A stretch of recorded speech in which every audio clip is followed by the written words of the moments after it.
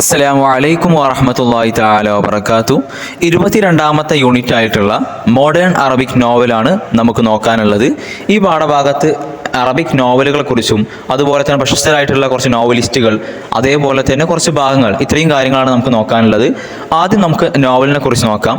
നോവലിൻ്റെ ഒരു ചെറിയ ഇൻട്രോ കൊടുക്കുന്നുണ്ട്.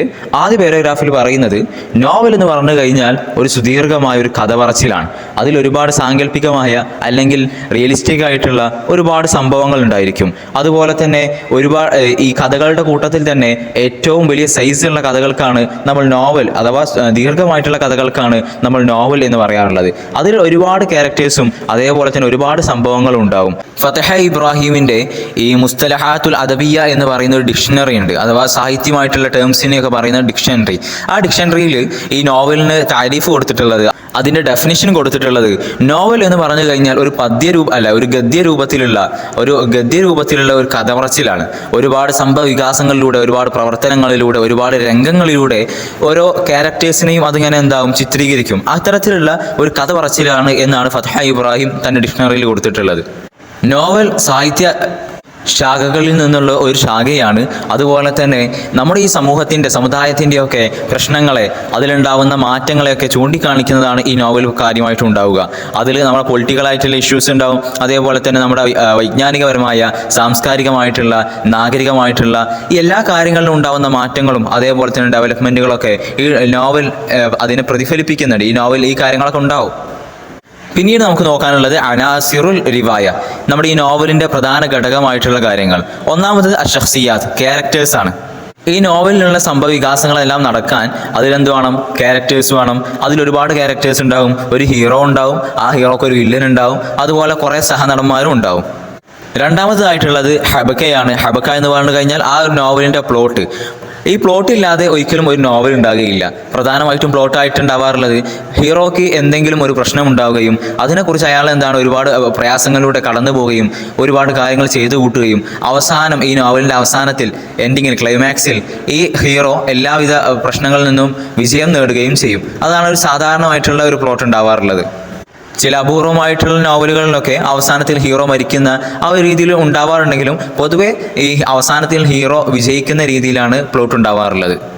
അടുത്തതായിട്ടുള്ളതാണ് മൗദു എന്ന് പറഞ്ഞു കഴിഞ്ഞാൽ ഈ നമ്മുടെ ഈ നോവലിൻ്റെ അടിസ്ഥാനപരമായിട്ടുള്ള കാര്യമാണ്. എന്താണോ ഈ റൈറ്റർ അത് വായിക്കുന്ന ഓഡിയൻസിനോട് എന്താണോ പറയാൻ ഉദ്ദേശിക്കുന്നത്, അതിലുള്ള ഗുണപാഠം എന്താണ്, അതാണ് ഇതിൻ്റെ മൗദുഅ്. ഈ നോവൽ ഫുള്ളായിട്ട് ചുറ്റിപ്പറ്റി ഈ ഒരു മൗദുവിനെ കുറിച്ചായിരിക്കും പറഞ്ഞിട്ടുണ്ടാവുക. അടുത്തതായിട്ടുള്ളതാണ് സമാൻ, അഥവാ അതിനുള്ള ഒരു കാലം. ഈ കാലം എന്നുള്ളത്, സമാൻ എന്നുള്ളത് രണ്ട് രീതിയിലുണ്ടാവും. ഒന്ന് സമാനുൽ ആം ഉണ്ടാവും, ജനറൽ ആയിട്ടുള്ള ഒരു പീരീഡ്, അഥവാ ഇന്ന വർഷം അല്ലെങ്കിൽ ഇന്ന കാലഘട്ടം എന്ന് പറയുന്നു. അപ്പോൾ 900 നടക്കുന്ന ഒരു കഥയാണ്, അല്ലെങ്കിൽ വളരെ പുരാതന കാലത്ത് നടക്കുന്ന ഒരു കഥയാണ്, അങ്ങനെയൊക്കെ പറയുന്ന ആ ഒരു ജനറൽ കാലം ഉണ്ടാവും. അതുപോലെ തന്നെ രണ്ടാമത്തേതായിട്ടുള്ളത് സമനുൽ ഖാസ്, അതിനുള്ള സ്പെസിഫിക് ആയിട്ടുള്ള ഖാസ് ആയിട്ടുള്ള ഒരു സമനം ഉണ്ടാവും. അതെന്ന് പറഞ്ഞു കഴിഞ്ഞാൽ ഇന്ന ദിവസത്തിലാണ്, അഥവാ ഈ മാസത്തിലെ ഇന്ന ദിവസത്തിലാണ് ഈ കഥ നടക്കുന്നത്. അങ്ങനെയുള്ള സ്പെസിഫിക് ആയിട്ടുള്ള ടൈമും ഉണ്ടാവും. പിന്നെ അടുത്തുള്ളതാണ് മക്കാന് എന്ന് പറഞ്ഞു കഴിഞ്ഞാൽ ഈ കഥയിലെ, നമ്മുടെ നോവലിലെ കാര്യങ്ങളൊക്കെ സംഭവിക്കുന്ന സ്ഥലത്തെയാണ് മക്കാൻ എന്ന് പറയുന്നത്. നോവൽ എഴുതുന്ന ആൾക്ക് ഈ മക്കാനെ കുറിച്ച്, ഈ നോവൽ നടക്കുന്ന സംഭവം നടക്കുന്ന സ്ഥലത്തെക്കുറിച്ച് വളരെയധികം നല്ല ധാരണ ഉണ്ടാവണം. ആ ധാരണ ഉണ്ടാകുമ്പോഴേ ആൾക്ക് എന്ത് ചെയ്യുള്ളൂ, ആ രീതിയിൽ ആ സ്ഥലത്തെ വിവരിക്കാൻ കഴിയുള്ളൂ. ആ സ്ഥലത്തെ അങ്ങനെ രീതിയിൽ വിവരിച്ചാലേ ഈ നോവൽ വായിക്കുന്ന ആളുകൾക്ക് അതിൻ്റെ കൂടെ അതിനെ ചിത്രീകരിക്കാൻ കഴിയുള്ളൂ. ഇപ്പോൾ നമുക്ക് ഭീകരമായിട്ടുള്ളൊരു സ്ഥലമാണ്, അങ്ങനെയുള്ളൊരു പേടിപ്പെടുത്തുന്ന ഒരു സ്ഥലം. അപ്പോൾ അതിനെ റൈറ്റർ എന്ത് ചെയ്യണം, ആ ഒരു രീതിയിൽ എന്ത് ചെയ്യണം, അതിനെ വിവരിക്കണം. എന്നാലേ അതെന്താവുള്ളൂ, ഈ വായിക്കുന്ന റീഡറിൽ ഇൻഫ്ലുവൻസ് ചെയ്യാൻ കഴിയുള്ളൂ. അടുത്തതായിട്ടുള്ളത് ഹൈവാറാണ്, അഥവാ അവർ രണ്ടുപേരിലും ഇടയിലുള്ള ഒരു സംഭാഷണം. ഈ നോവലിലുള്ള ആളുകൾ ഈ കഥ പറച്ചിലിൻ്റെ ഇടയിൽ അവർ തമ്മിൽ സംസാരിക്കുന്നതിനാണ് ഇവിടെ ഹൈവാർ എന്ന് ഉദ്ദേശിക്കുന്നത്. അതേപോലെ തന്നെ പ്രധാനപ്പെട്ട രണ്ട് ഘടകങ്ങളാണ് ഇതിലുള്ള ഭാഷയും അതുപോലെ തന്നെ ആ ഭാഷയുടെ ശൈലിയും എന്നുള്ളത്. ഇത് രണ്ടും കൂടെ കൂടുമ്പോഴേ ഒരു നോവൽ പൂർണ്ണമാവുന്നുള്ളൂ. അടുത്തതായിട്ട് നോക്കാനുള്ളത് ഈ നോവലിൻ്റെ ഉത്ഭവവും നഷ്അത്തു റിവായത്തി വ തതവ്വുരിഹ, നോവലിൻ്റെ ഉത്ഭവവും അതിൻ്റെ വികാസവുമാണ്. പണ്ട് കാലം മുതലേ അറേബ്യൻ സാഹിത്യത്തിൽ നോവലിനോട് സമാനമായിട്ടുള്ള അതിൻ്റെ പ്രത്യേകതകളുള്ള കഥകളും ഒരുപാട് കാര്യങ്ങളൊക്കെ അറബി സാഹിത്യത്തിലുണ്ട്. അതിനൊന്ന് രണ്ട് ഉദാഹരണം നോക്കുകയാണെങ്കിൽ സീറത്തുൽ ഹിലാലിയെ പോലെ, അതേപോലെ തന്നെ മലാഹിമുൽ അൻതറ പോരാട്ടം പോലെ, അതുപോലെ തന്നെ 1001 രാവുകൾ, ഇതൊക്കെ അതിനുള്ള ഉദാഹരണങ്ങളാണ്. അപ്പോൾ ഇങ്ങനെയുള്ള കാര്യങ്ങളൊക്കെ ചരിത്രകാരന്മാർ എന്ത് ചെയ്തിട്ടുണ്ട്, രേഖപ്പെടുത്തിയിട്ടുണ്ട്. ഇത്തരത്തിൽ നോവലിന്റെ പ്രത്യേകതകളുള്ള കൃതികളൊക്കെ അറബി സാഹിത്യത്തിൽ പണ്ട് മുതലേ ഉണ്ടായിരുന്നെങ്കിലും ഇന്ന് കാണുന്ന രീതിയിലുള്ള പ്രത്യേകമായിട്ടുള്ള നോവലുകൾ അറബി സാഹിത്യത്തിലേക്ക് വരുന്നത് 1950കളുടെ ശേഷമാണ്. പ്രധാനമായിട്ടും ഫ്രഞ്ച് അതേപോലെ തന്നെ ഇംഗ്ലീഷ് സാഹിത്യങ്ങളിൽ നിന്നാണ്, ഫ്രഞ്ച് സാഹിത്യത്തിൽ നിന്നും ഇംഗ്ലീഷ് സാഹിത്യത്തിൽ നിന്നുമാണ് അറബിയിലേക്ക് ഈ നോവൽ ചേക്കേറുന്നത്. ആ കാലത്ത് മിസ്രിലെ സാഹിത്യകാരന്മാർ ഈ പാശ്ചാത്യ നോവലുകളും അതുപോലെ പാശ്ചാത്യ സാഹിത്യവും അതിൻ്റെ സാഹിത്യകാരുമായിട്ട് കൂടുതൽ ബന്ധം പുലർത്തിയിരുന്നു. അതിൻ്റെ ഒരു പരിണിത ഫലമായിരുന്നു നോവൽ അറബി സാഹിത്യത്തിലേക്ക് കടന്നുവരവ്. അറബി ക്രിറ്റിക്കുകളുടെ അഭിപ്രായത്തിൽ മുഹമ്മദ് ഹുസൈൻ ഹൈക്കൽ രചിച്ചിട്ടുള്ള സൈനബ് ആണ് അറബി സാഹിത്യത്തിലെ ആദ്യ നോവലായിട്ട് പരിഗണിക്കപ്പെടുന്നത്. 1913 ഇത് പബ്ലിഷ് ചെയ്യുന്നത്. പിന്നീട് 1929 ഇത് റീപബ്ലിഷും ചെയ്യുന്നുണ്ട്. പിന്നീട് അദ്ദേഹത്തിന്റെ കാലഘട്ടക്കാരായിട്ടുള്ള ഒരുപാട് സാഹിത്യകാരന്മാർ ചെയ്യുന്നുണ്ട്, ഒരുപാട് നോവലുകൾ രചിക്കുന്നുണ്ട്. കുറച്ച് ഉദാഹരണങ്ങൾ നമുക്ക് നോക്കാം. ഇബ്രാഹിം അബ്ദുൽ ഖാദിർ എഴുതിയിട്ടുള്ള ഇബ്രാഹിമുൽ ഖാത്തിം, അതുപോലെ തന്നെ തൗഫീഖുൽ ഹക്കീം എഴുതിയിട്ടുള്ള രിബാത്തുൽ മുഖദ്ദസ്, ഒസ്ഫൂറും മിനശ്ശിർക്ക്, അതുപോലെ തന്നെ അബ്ബാസ് മഹ്മൂദ് എഴുതിയിട്ടുള്ള സാറ, ഇതൊക്കെ അന്നത്തെ കാലത്തുണ്ടായിരുന്ന പ്രധാനമായിട്ടുള്ള നോവലുകളാണ്. ഇത്തരത്തിൽ അറബിയിൽ ഒരുപാട് നോവലുകൾ പിന്നീടുണ്ടായി. 1930 കാലഘട്ടത്തിൽ അറബി സാഹിത്യത്തിൽ ഈ നോവലിന്റെ വേരുകൾ ശക്തമായിട്ട് ഉറച്ചു. ആ കാലത്ത് ഒരുപാട് നോവലിസ്റ്റുകൾ ഉണ്ടായി. മഹ്മൂദ് തൈമൂറിനെ പോലെയുള്ള, തോഹിർ ലാഷിനെ പോലെയുള്ള, നജീബ് മഹ്ഫൂദിനെ പോലെയുള്ള ഒരുപാട് നോവലിസ്റ്റുകൾ ആ കാലത്തുണ്ടായിരുന്നു. ഇവിടെ കുറച്ച് നോവലുകളും അതുപോലെ തന്നെ അതിൻ്റെ നോവലിസ്റ്റുകളെ കുറിച്ച് കൊടുക്കുന്നുണ്ട്. അതിൽ കുറച്ച് പേരുകൾ നമ്മൾ എഴുതാൻ വേണ്ടിയിട്ട് മനഃപ്പാഠമാക്കി വെച്ചാൽ മതിയാവും, അതെല്ലാം പഠിക്കണം എന്നില്ല. പിന്നീട് അവസാന പാരഗ്രാഫിൽ പറയുന്നത്, പിന്നീടുള്ള കാലത്ത് മിസ്രിനെ പോലെ തന്നെ മറ്റുള്ള അറബ് രാജ്യങ്ങളും ഈ നോവലിൻ്റെ ഡെവലപ്മെൻറ്റിൽ അവരുടേതായിട്ടുള്ള പങ്ക് വഹിച്ചിട്ടുണ്ട്. ഒരുപാട് രാജ്യങ്ങളിൽ നിന്ന് ഒരുപാട് നോവലുകൾ ഉണ്ടായിട്ടുണ്ട്. ഏതുപോലെ ലബനാനെ പോലെ, സിറിയ പോലെ, ഫലസ്തീൻ പോലെ, ജോർദാൻ, ഇറാഖ്, സുഡാൻ, മൊറോക്കോ, എല്ലാ രാജ്യങ്ങളിൽ നിന്നും ഒരുപാട് നോവലുകളും കാര്യങ്ങളൊക്കെ വന്നിട്ടുണ്ട്. നമ്മുടെ ഇന്നത്തെ കാലത്ത് ഈ അറബി സാഹിത്യകാരന്മാർ, അറബി എഴുത്തുകാരൊക്കെ പുതിയതായിട്ടുള്ള രീതികളിൽ അവരുടെ പരിശ്രമങ്ങൾ നടത്തുന്നുണ്ട്. സമൂഹത്തിലുണ്ടാകുന്ന പ്രശ്നങ്ങളെല്ലാം നോവലിൻ്റെ രൂപത്തിൽ അവർ പുറംലോകത്തെ അറിയിക്കുന്നുണ്ട്. അതുപോലെ തന്നെ മറ്റ് ലോകോത്തരമായിട്ടുള്ള സാഹിത്യങ്ങളൊക്കെ വളരുന്നത് പോലെ ഇന്ന് അറബിക് നോവലും അതിൻ്റെ ഒരു പെർഫെക്ഷനലിസത്തിലേക്ക് എത്തിയിട്ടുണ്ട്. പിന്നീട് ഇവിടെ പ്രശസ്തരായിട്ടുള്ള കുറച്ച് അറബിക് നോവലുകളും അതേപോലെ തന്നെ അറബിക് നോവലിസ്റ്റുകളെയുമാണ് കൊടുത്തിട്ടുള്ളത്. ഇത് ഒരുപാട് കൊടുത്തിട്ടുണ്ട്. ഇതിൽ നമ്മളെല്ലാം പഠിക്കേണ്ട ആവശ്യമില്ല. മറിച്ച് ഇനിയുള്ള ഭാഗങ്ങളിൽ നമുക്ക് എന്താണ് എസ്സേ ക്വസ്റ്റ്യൻസിനൊക്കെ വരാറുള്ള കുറച്ച് ആളുകളുണ്ട്. നമ്മൾ ഇനിയുള്ള ഭാഗത്ത് അവരെക്കുറിച്ചുള്ള വിശദീകരണം വരുന്നുണ്ട്. അപ്പോൾ അവരെക്കുറിച്ചൊരു ചെറിയൊരു ഇൻട്രോ നമുക്ക് നോക്കാം. അതേപോലെ തന്നെ അവരെക്കുറിച്ച് പഠിക്കാം. അതേപോലെ തന്നെ പ്രധാനമായിട്ടുള്ള 1-2 ആൾക്കാരെയും കൂടെ നോക്കിയാൽ മതിയാവും. ഇതെല്ലാവരെയും നോക്കേണ്ട ആവശ്യമില്ല.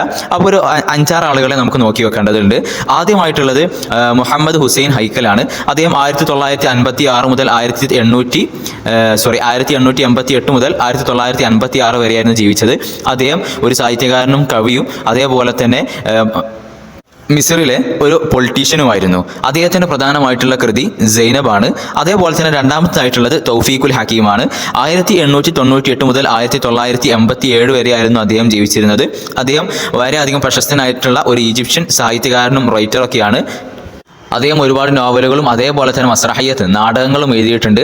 അദ്ദേഹത്തിൻ്റെ പ്രധാനപ്പെട്ട നോവലുകളായിട്ടുള്ളത് അബ്ദത്തുർ റൂഹ്, അതേപോലെ തന്നെ യൗമിയാത്തു നായിബു ഫി അർഫിയാത്ത്, ഒസ്ഫൂറും മിനശ്ശർക്ക്, റിബാത്തുൽ മുഖദ്ദിസ്, ഇതൊക്കെ അദ്ദേഹത്തിൻ്റെ പ്രധാനമായിട്ടുള്ള വർക്കുകളായിട്ടുള്ളത്.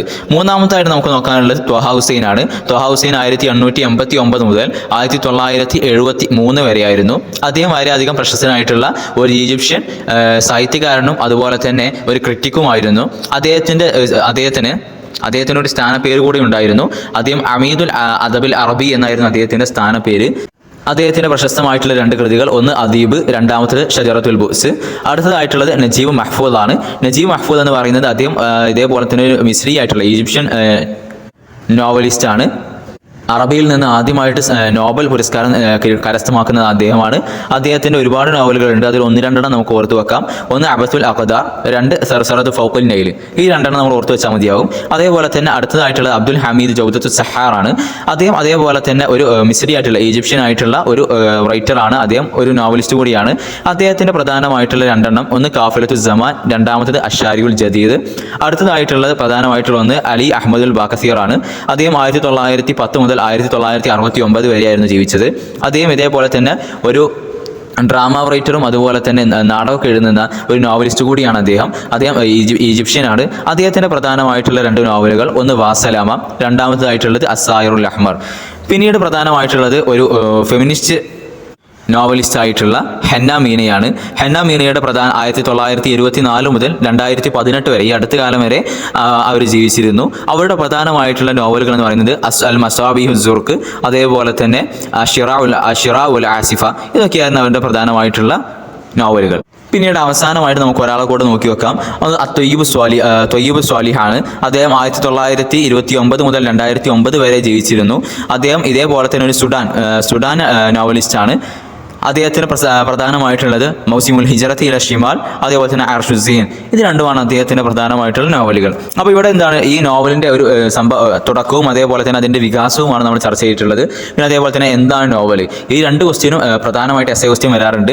ഒന്ന് എന്താണ് നോവൽ എന്ന് പറയുന്നത്, നോവലിനെ കുറിച്ച് എന്താണ് എസ്സേ ക്വസ്റ്റ്യൻ വരാറുണ്ട്.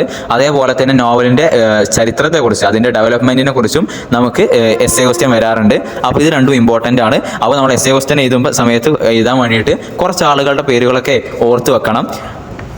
അസ്സലാമു അലൈക്കും വറഹ്മത്തുള്ളാഹി തആല വബറകാതുഹു.